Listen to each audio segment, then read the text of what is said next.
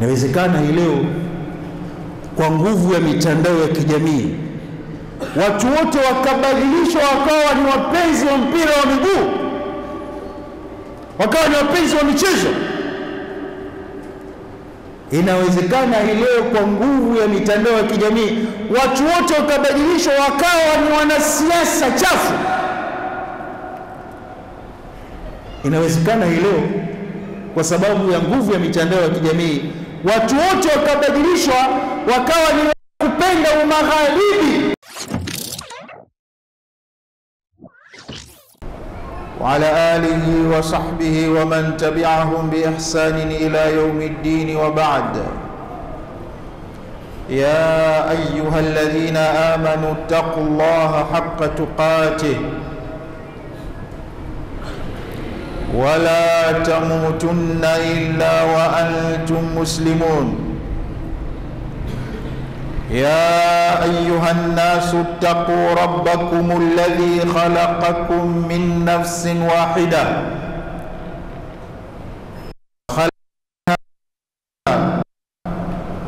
وبث منهما رجالا كثيرا ونساء واتقوا الله الذي تساءلون به والأرحام إن الله كان عليكم رقيبا. يا أيها الذين آمنوا اتقوا الله وقولوا قولا سديدا يصلح لكم أعمالكم ويغفر لكم ذنوبكم ومن يطع الله ورسوله فقد فاز فوزا عظيما. عباد الله، أوصيكم ونفسي بتقوى الله عز وجل فقد فاز المتقون. Ndugu zangu katika imani, baada ya kumshukuru Allah subhanahu wa ta'ala na kumtakia ziada ya rehma na amani kipenzi chetu Mtume Muhammad sallallahu alayhi wasallam, na yusia nafsi yangu pamoja na kuzihusia nafsi zenu kwa ujumla katika swala la kumcha Mwenyezi Mungu subhanahu wa ta'ala. Hakika ufaulu wetu kwenye maisha yetu ya hapa duniani na ya kesho mbele ya Allah subhanahu wa ta'ala ni kwa sababu ya uchamungu wetu. Inna lilmuttaqina mafazan, Allah anasema hakika wana wale ambao wenye kumcha Mungu ufaulu wa hali ya juu. Kwa hiyo daima huu usia wa Allah subhanahu wa ta'ala kwetu sisi na kwa waliotangulia wote, Allah subhanahu wa ta'ala ametuhusia tumche Mwenyezi Mungu subhanahu wa ta'ala. Ndugu zangu katika imani, leo katika khutba yetu tutazungumzia jambo muhimu sana, moja ya mihimili mikubwa ambayo kwa kuwepo kwake jamii inastawi, jamii inaishi katika maisha mema, maisha mazuri, maisha ya amani, maisha ya mshikamano, maisha ya kumtambua Mwenyezi Mungu subhanahu wa ta'ala. Na kwa kukosekana muhimili huo, jambo hilo na watu ambao wakulisimamia jambo hilo, haya yote hupotea na jamii huwa katika hali mbaya sana. Jambo lenyewe ndugu zangu katika imani ni jambo la islah wal muslihun wa dauruhum fil mujtama, ni jambo la kuyarekebisha mambo, kuyatengeneza mambo, na kuwapo watu ambao wanayatengeneza mambo na kuyarekebisha mambo na kuifanya kazi hiyo kwa dhati kabisa katika jamii. Tunayazungumza haya ndugu zangu katika imani, tukiwa kila mmoja ni shahidi wa kile ambacho kilichopo katika jamii. Mmomonyoko wa maadili ya hali ya juu, fisadi wa hali ya juu,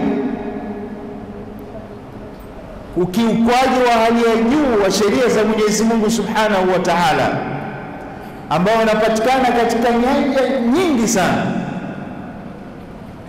nyanja ya dini. Vipi zimeenea bid'a, khurafati mbalimbali, kiasi ya kwamba kile alichokibashiri mtume wetu Muhammad sallallahu alaihi wasallam kwamba kitatokea kimetokea. Nyanja za siasa, nyanja za uchumi, kote huko ndugu zangu katika imani kuna mmomonyoko mkubwa wa maadili ya Mwenyezi Mungu Subhanahu wa Ta'ala. Ukija kwenye familia zetu, kwenye asasi na taasisi zetu, pia kuna matatizo makubwa ambayo yanaonekana kwamba kuna mtihani ambao unapasa ulizungumza jambo hili leo ili kuikumbusha nafsi yangu na kuwakumbusha kuhusiana na umuhimu wa kuyatengeneza mambo.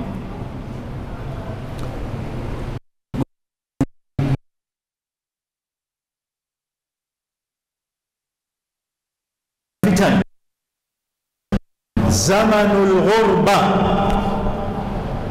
ndugu zangu, kipindi hiki ambacho tunachoishi hivi sasa ni kipindi cha fitna, kipindi ambacho ni cha ugeni wa yale mambo ambayo Allah Subhanahu wa Ta'ala ameamrisha yatekelezwe, na wale wanaosimama kuwa watu wema kutekeleza amri za Allah Subhanahu wa Ta'ala na kuepuka na yale aliyokataza Allah Subhanahu wa Ta'ala, hao wanaonekana kuwa ni watu wa ajabu. Hili alibashiria Mtume Muhammad sallallahu alaihi wasallam. Faqala sallallahu alaihi wasallam katika hadithi ambayo ni sahihi na mashuhuri sana katika dini zetu, fa innahu man ya'ish minkum fasayara ikhtilafan kathira, atakayeishi miongoni itafika wakati ataona tofauti nyingi sana, mabadiliko makubwa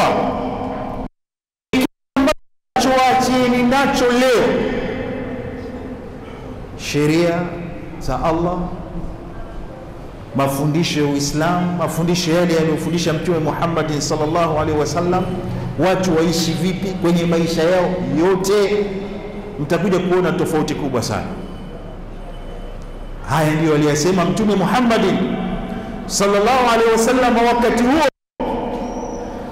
Yeye Mtume sallallahu alaihi wasallam ndiye aliyesema bada al-islamu ghariba wa sayaudu ghariban kama bada. Uislamu umeanza ukiwa mgeni na utarudi ukiwa mgeni kama ulivyoanza. Hizi zama ndizo zama za ugeni wa Uislamu. Yeye Mtume Muhammad sallallahu alaihi wasallam ndiye aliyesema katika hadithi iliyo katika Bukhari,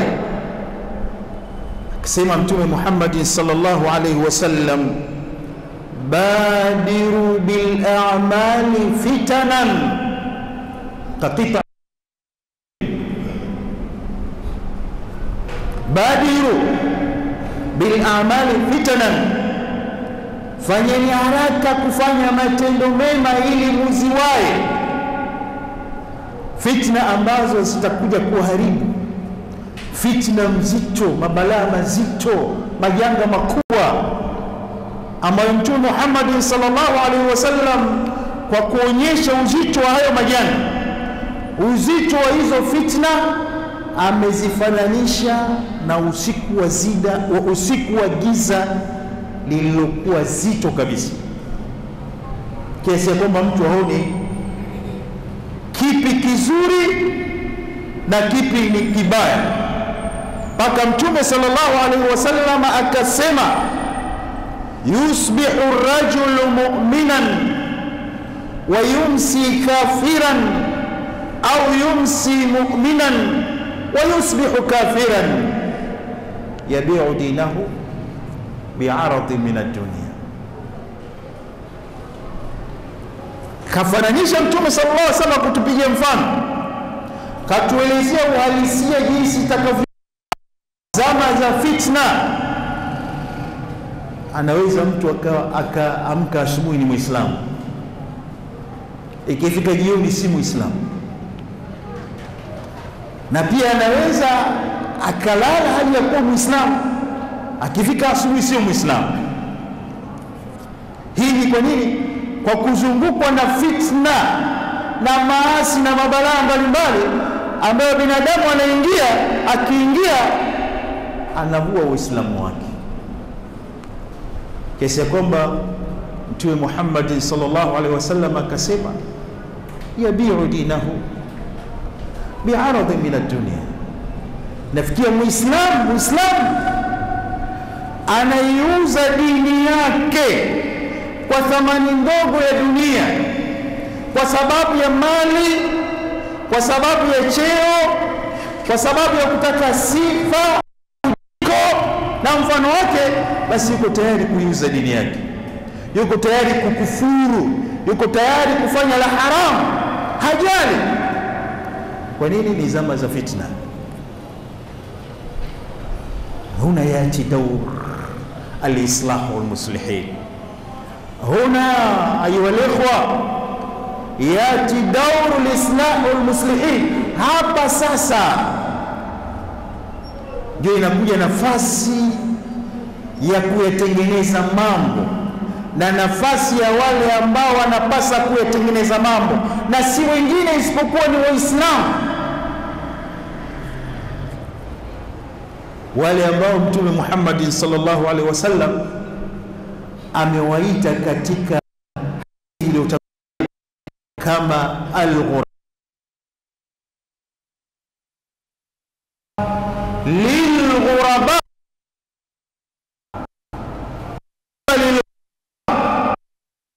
lil-ghuraba. Mtume sallallahu alaihi wasallam akasema, wale ambao watu wa ajabu watakao kuwa ni wageni, watu wanawashangaa kwa kushikamana na dini yao wakati huo wa fitna, hao Mwenyezi Mungu Subhanahu wa Ta'ala atawalipa tuba, kama wanavyosema wanazuoni. Tuba maalum kwa ajili ya hao ghuraba liko peponi. Wengine wakatafsiri maana yake ni hongera hawa, pongezi zao hao ghuraba. Katika riwaya Mtume Muhammad sallallahu alaihi wasallam katika kutafsiri maneno haya alipoulizwa mani al-ghuraba, moja ya riwaya zinasema alladhina yuslihuna ma afsada an-nas, wale ambao wanayarekebisha na kuyatengeneza yale ambayo watu wameyaharibu, yote yaliyoharibiwa na watu mbalimbali nyakati mbalimbali kwa sababu mbalimbali, wao wanayatengeneza hayo. Haula humul muslihun, hawa ndio watengenezaji wa mambo. Ndugu zangu katika imani, daurul islah, daurul anbiya wasalafu salih. Kazi hii ya kuyatengeneza mambo ndio kazi ambayo walifanya mitume ya Allah subhanahu wa ta'ala na wema waliotangulia. Walikuwa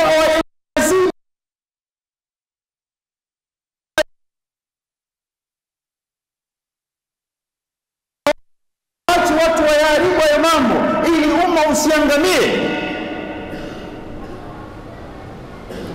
Ndio sababu Allah subhanahu wa ta'ala akaituma mitume yake ili wasimamie jambo hili la Islam, kutengeneza na kurekebisha yale ambayo yanaharibiwa na watu au yameharibiwa na watu. Nabiullah Nuh alayhi salam kana mudhaj, kama mfano. Alitumwa na Allah subhanahu wa ta'ala kwa watu wake.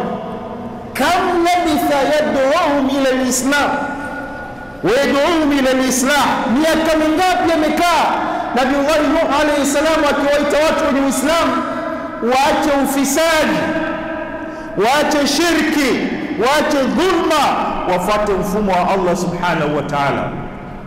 Miaka 95. Qala rabbi inni da'awtu qaumi laylan wa nahara.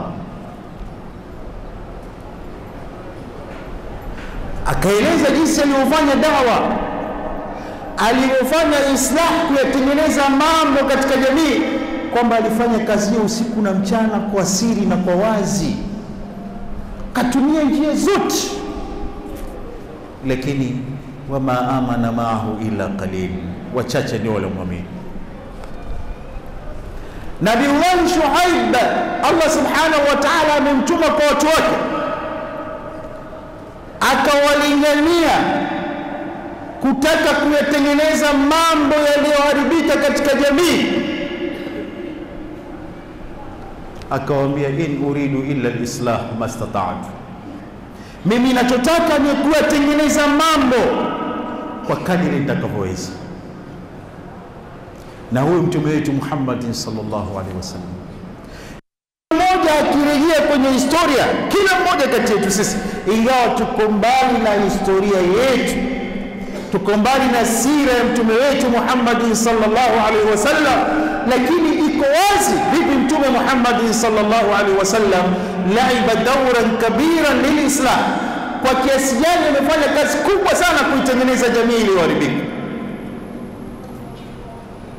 Mauaji yalikuwa zama zake, dhulma kubwa ilikuwa katika jamii wakati huo, shirki ya kumshirikisha Allah subhanahu,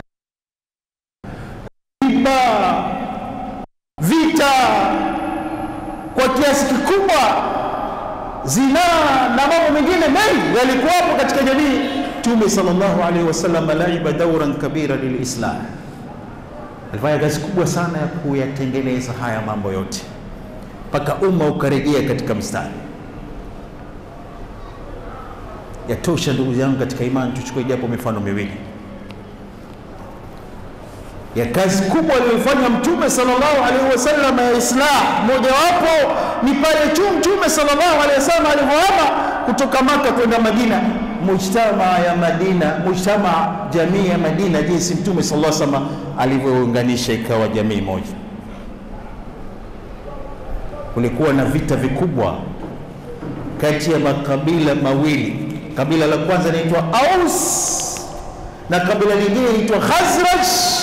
Mtume sallallahu alaihi wasallam akasuluhisha migogoro yao, wakawa kitu kimoja. Wadhkuru idh kuntum aada, Allah subhanahu wa ta'ala anasema, kumbukeni wakati mlipokuwa maadui, fa'alafa baina qulubikum. Wadhkuru ni'matallah idh kuntum aada fa'alafa baina qulubikum, kumbukeni neema ya Mwenyezi Mungu subhanahu wa ta'ala pale mlipokuwa maadui, Allah akafanya mapenzi kati yenu kupitia Mtume Muhammadin sallallahu alaihi wasallam. Hii ni kazi ya Islam, kuyatengeneza mambo yaliyoharibika. Huyo Mtume Muhammad sallallahu alaihi wasallam akiwa Maka, natoka kwenda maeneo mbalimbali. Katika aliyokwenda Mtume Muhammad sallallahu alaihi wasallam ni Taif, mji ambao upo nje kidogo ya Maka, kilomita kadhaa.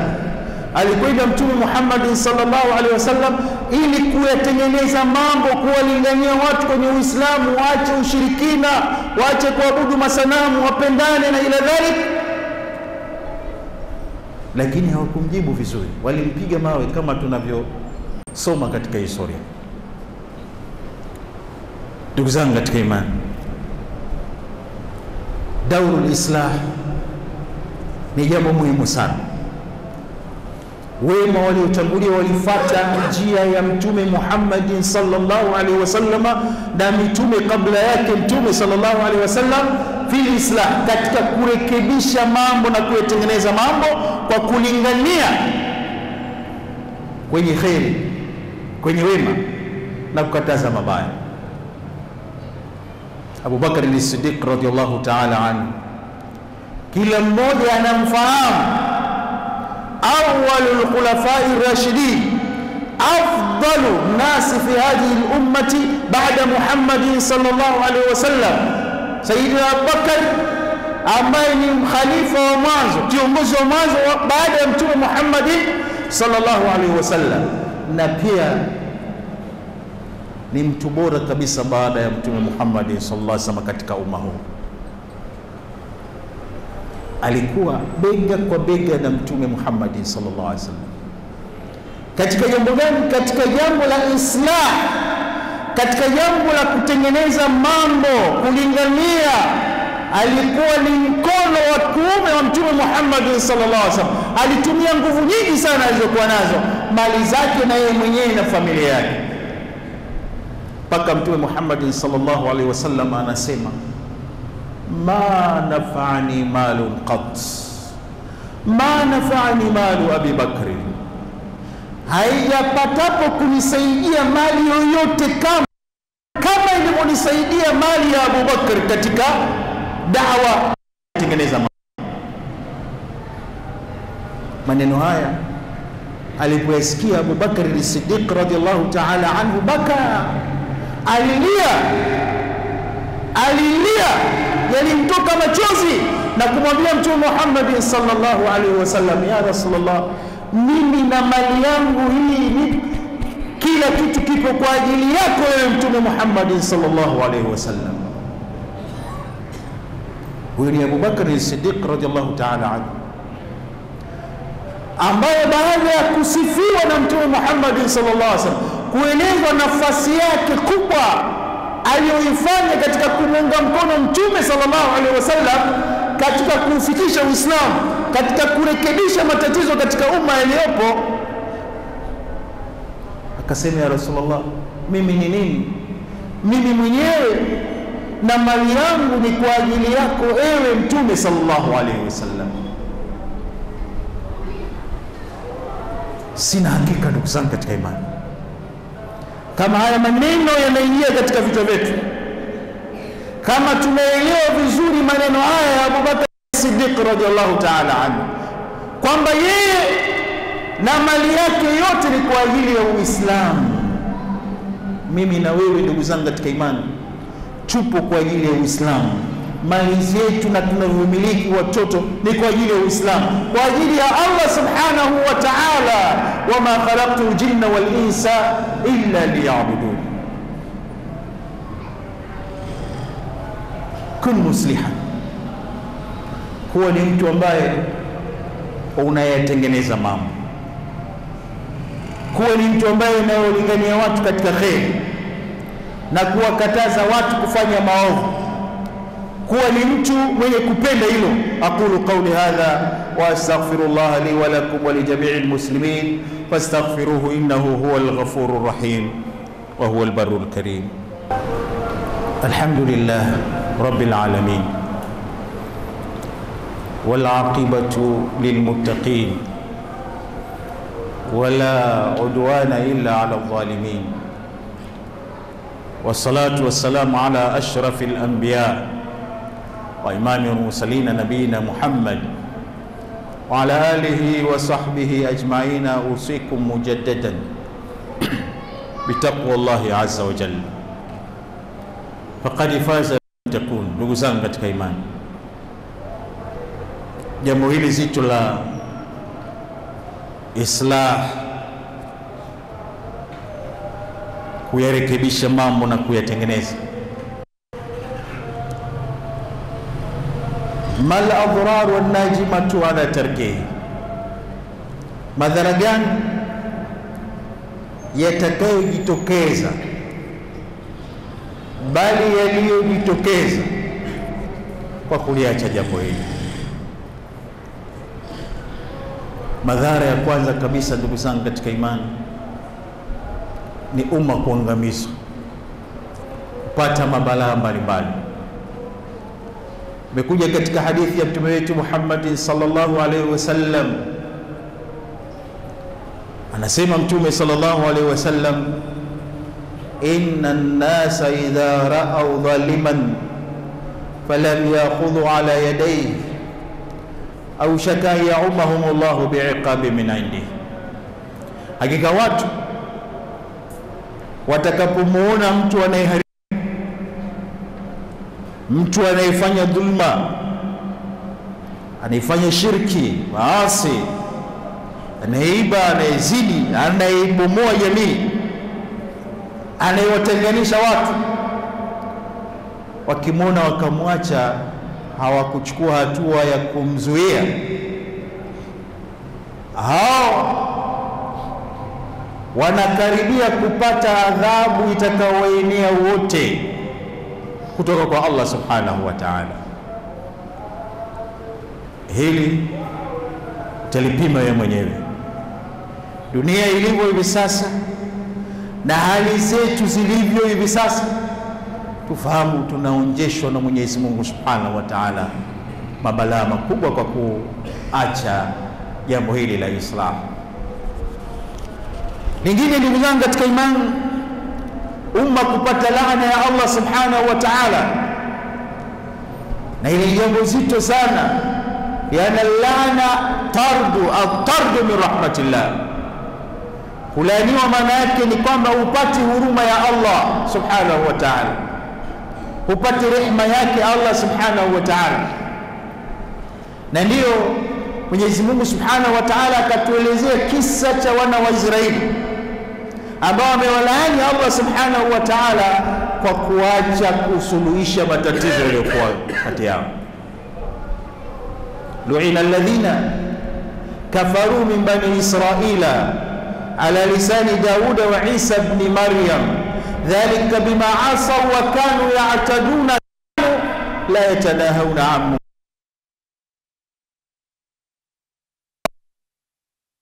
wamekufuru. Ndimi ya Nabiiullah Daud na ndimi ya Nabiiullah Isa ibn Maryam ni kwa sababu walikuwa wanafanya maasi, walikuwa wanavuka mipaka katika maasi.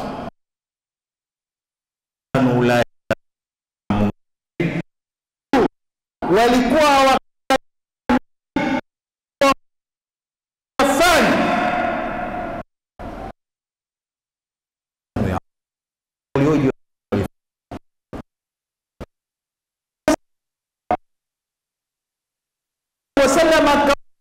kwa kusema kwamba alikuwa na mwenzake, anatoa mfano jinsi walivyokuwa hawazani, hawalikuwa wakiyafanya. Mmoja wao anakuwa na rafiki yake, anafanya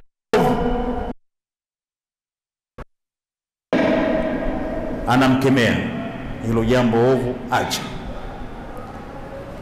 Akimwona tena mara nyingine, basi anamwacha, asemi lolote.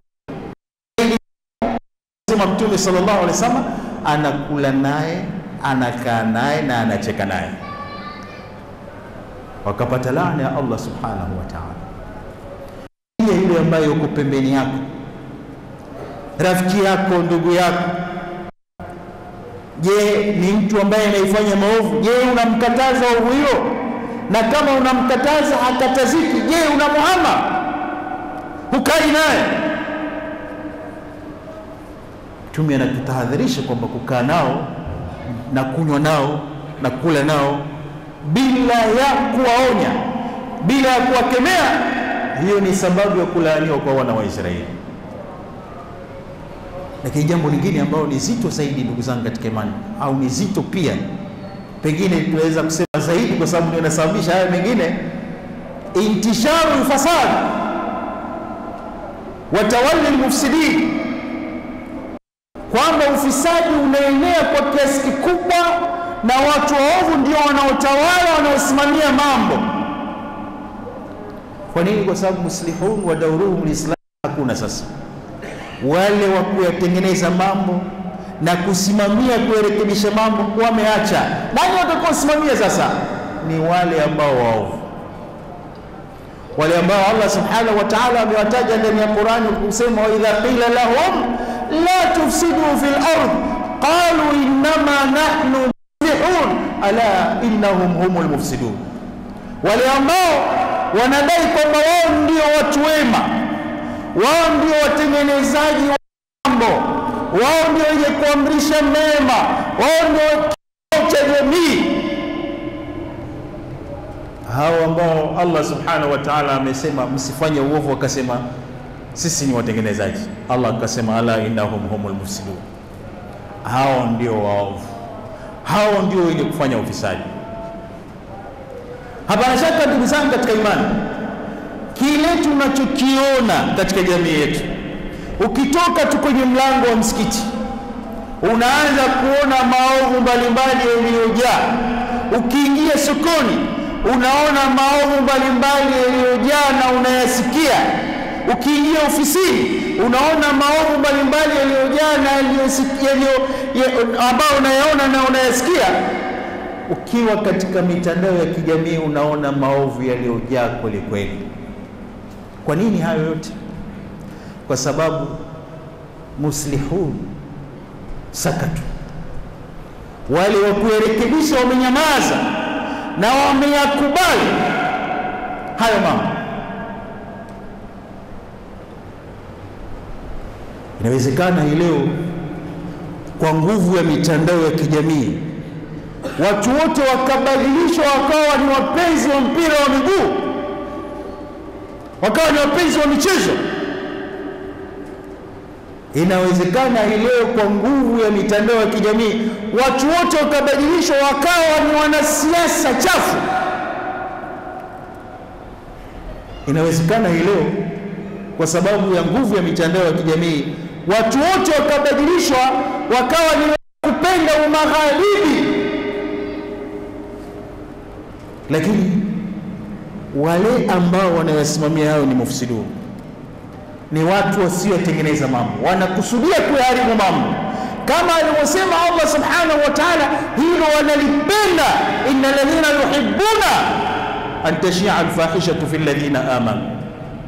Wanapenda machafu yaenee, na ndio maana wanafanya juhudi zote. Watu leo takfuruna kama kafaru fatakununa sawaa. Wanatamani kama wote mtakuwa kama wao. Wanatamani hivi. Walevi wanatamani jamii yote hiyo na walevi. Wazinifu wanatamani watu wote wawe wazinifu. Wezi wanatamani watu wote wawe wezi. Kila mwenye balaa anatamani watu wote wawe na mabalaa hayo. Sasa ni kwa sababu gani? Kwa nini umma usisongamane huko kwenye mitandao ya kijamii kwa kueneza kila neno zuri kila wakati, kiasi ya kwamba mtu anapotaka kusoma jambo lolote apiti isipokuwa anapitia risala, ujumbe, SMS, message yoyote inayozungumzia kheri, inayozungumzia uchamungu, inayokataza mabaya, badala ya wao kuwa wamejaa huko kuingiza maovu. Idhan madha hadath, kitu gani kilichotokea? Hayo ndio madhara makubwa yaliyotokea. Mtoto wa Kiislamu amepanda kwenye basi anakwenda Dar es Salaam, imewekwa nyimbo ya Diamond, anaifuata mwanzo mpaka mwisho, anaijua mwanzo mpaka mwisho. Kwa nini? Nyumbani kwako. Tatizo liko nyumbani kwako. Fisadi huko nyumbani kwako. Balaa liko nyumbani kwako. Amewezaje kuhifadhi mwimbo huu mwanzo mpaka mwisho na wala hajui kinachozungumzwa? Ni maudhui ya watu wengine kabisa, hajui, lakini anaimba mwanzo mpaka mwisho. Haya ni mambo ya kawaida. Kwa nini? Kwa sababu wale mitandao ya kijamii waovu. Watu wema wako wapi? Sisi tuko wapi? Kwa nini tusitawale humo? Hii ndio shida kubwa ambayo tunayo. Ndugu zangu katika imani, sifa za muslihun, wale wanaopenda kuyatengeneza mambo, kwanza wanafanya kwa ajili ya Allah subhanahu wa ta'ala, hawafanyi kwa ajili ya dunia. Na ndio maana mfano wa Abu Bakar as-Siddiq radhiyallahu ta'ala anhu aliitolea kila kitu, akuacha kitu katika mali zake isipokuwa katoa kwa ajili ya Islam, ya da'wa, kwa ajili ya Uislamu. Wama indahu min ni'matin tujza ila ibtigha wajhi rabbih al-a'la, hakutaka lolote isipokuwa anataka radhi za Allah subhanahu wa ta'ala. Lakini ni hirs, kuona pupa, kuona nia thabiti kwamba mimi nataka watu wabadilike. Nia hiyo lazima uwe nayo, isiwaachia watu tu kwamba mashekhe ndo kazi yao fulani, na kila mmoja kazi yetu ni hiyo. Angalia yule mtu ambaye alisikia kwamba mitume ya Allah subhanahu wa ta'ala imepingwa na inataka kuuawa, jinsi alivyotoka mbio. Allah subhanahu wa ta'ala, min aqsa al-madinati rajulun yas'a,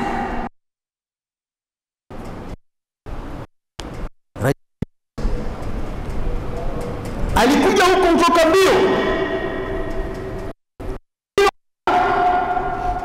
ana hasira, akiwa na pupa ya kurekebisha mambo. Anawaambia watu, ittabi'u al-mursalin, ittabi'u man la yas'alukum ajran wa hum muhtadun, wafuateni hawa watu wema, wafuateni wacha Mungu hawa, ndio mtaokoka, mtapata radhi za Allah subhanahu wa ta'ala. Angalia neno yas'a, maana yake imekuja kwa bidii, kwa nguvu zote. Ndio kazi ya muslihun, ndio hali ya wale ambao wanataka kutengeneza mambo, ndio hali ya wale ambao ni uchungu na ghera na dini hii. Wakisikia jambo ukimbia mbio kujitolea. Neno yas'a lina tafsiri kubwa sana, bali Mwenyezi katika sura nyingine, wajaa rajulun min aqsa al-madinati yas'a qala innal malaa yatamiruna bika liyaqtuluka fakhruj inni laka minan nasihin. Baada ya kusikia kwamba yule msuluhishaji na mtengenezaji wa mambo Nabiullahi Musa alayhi salam anataka kuuawa, na yeye kayasikia kwa maneno yake, akatoka mbio mpaka kwa Nabiullahi Musa alayhi salam. Anaambia watu wanashauriana hivi sasa wakuue, toka mbio, ondoka haraka katika mji huu, mimi nakupa nasaha. Kun musliha, simama nafasi yako ya kutengeneza mambo, simama nafasi yako ya kuamrisha mema, simama nafasi yako ya kukataza maovu.